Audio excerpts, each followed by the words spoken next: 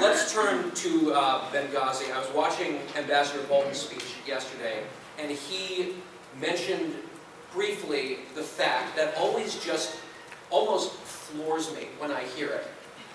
On September 11th, 2012, a gang of organized terrorists overran our diplomatic mission, murdered Americans, including a sitting U.S. ambassador. And to this day, not a single person has been fired at the State Department, and not a single person has been arrested or killed or brought to justice in Benghazi. It's mind-blowing how this has just floated away with absolutely zero accountability. So my question to Ed Morrissey is, what difference does it make? Take you back to early 2011, and we were seeing, this is 3 years ago, we were seeing an upheaval that began in Tunisia, North Africa. A protester had immolated himself in protest of the Tunisian government, which was a bit of a strongman government in a Western-looking Arab nation. The rare version of this. This was a resort location mostly for Europeans looking to go on vacation. It was considered to be a fairly moderate state, although it was run by Ben Ali, who had been there forever. And this created an uprising that was dubbed the Arab Spring. Quickly spread to Egypt, quickly spread to Libya. Now Libya was a difficult situation for us because Gaddafi was much worse than Ben Ali. I mean, Gaddafi was a brutal dictator. There's no doubt about the nature of Gaddafi. On the other hand, he was keeping a lid on eastern Libya, which is the former Cyrenaica of ancient times. This was a cesspool of radical Islamist extremism and terrorism. In fact, a lot of the people that we were fighting in western Iraq during the war in Iraq were coming out of eastern Libya.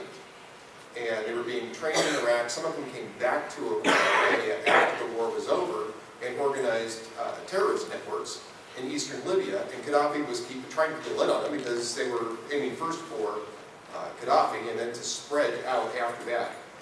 So when eastern Libya started becoming a hotbed of uprising, Gaddafi did what Gaddafi does. He threatened to basically level Benghazi.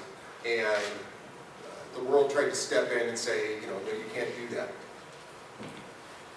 All of this, by the way, those are perfectly reasonable reactions to all of the things that had gone on. But what happened was that we decided, the U.S. specifically, along with some of our EU partners, our NATO partners, decided that we weren't going to just protect Benghazi, we were going to bomb Gaddafi out of power without having any sense of what was going to replace him in Tripoli, let alone the rest of Libya.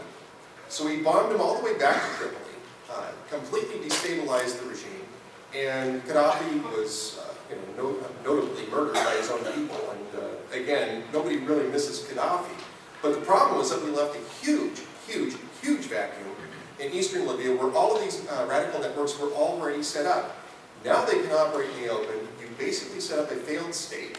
And just to let you know, maybe about a year or so after this, the terrorists, or the militant extremists, basically occupied the street in front of the defense ministry in Tripoli because they didn't like the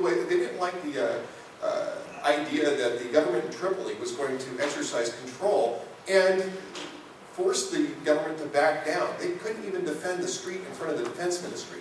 That's how weak that particular bombing campaign left. And I should point out, this was a war that we didn't declare. It was a war that we conducted against Gaddafi without congressional authorization. Without congressional authorization, there was no. The War Powers Act is something we're going to fight over for decades to come. But there was no threat to American security in that area. That is what the presidential powers are supposed to be used for before you go to Congress. This was a foreign war that we launched, and it didn't last long. But it lasted longer than the 60 days, and Obama refused to get congressional authorization for it. So after Gaddafi falls, the Obama administration is saying, well, this is the model of American intervention. You know, we don't need to put boots on the ground.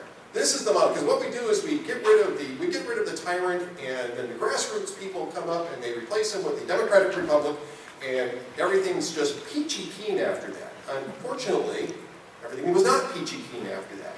Benghazi, which was what we started off trying to protect, ended up becoming a hotbed of terrorism. And it's not just the US that knew this. Every single Western partner we had got out of Benghazi in 2012. By August of 2012, every single Western nation got out of Benghazi because it was too dangerous to have any facilities in that. The International Red Cross left Benghazi. That was how dangerous it was. We had a terrorist attack on that same compound that ended up falling in September. We had a terrorist attack in June. There was a bombing. It took out part of the wall that surrounded the compound. There was other attacks in that city. Washington had been informed over and over and over again that the security situation in Benghazi was collapsing.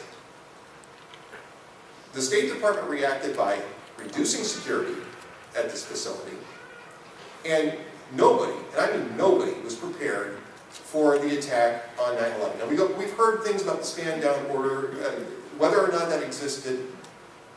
There's still testimony, I guess, to be heard on that. But what we do know is there wasn't a single unit ready to respond on the anniversary of 9/11 in an area that we knew, the State Department knew, the Pentagon knew, anybody who was paying attention to that part of the world knew, was terrorist central. There was nothing prepared for a response. Nobody was expecting the Spanish Inquisition. Nobody was expecting that the anniversary of 9/11 might be significant. So when the attack happened, we lost 4 Americans. We lost the first ambassador killed in the line of duty in 33 years. First American ambassador killed in the line of duty in 33 years, Ambassador Chris Stevens. We were told, oh, it was a YouTube video. It was a demonstration of a YouTube video. And this story held for a couple of weeks. We had Ambassador Susan Rice, who was told this by the White House, by the intelligence community, went on, did the full Ginsburg. How many people know what the full Ginsburg is?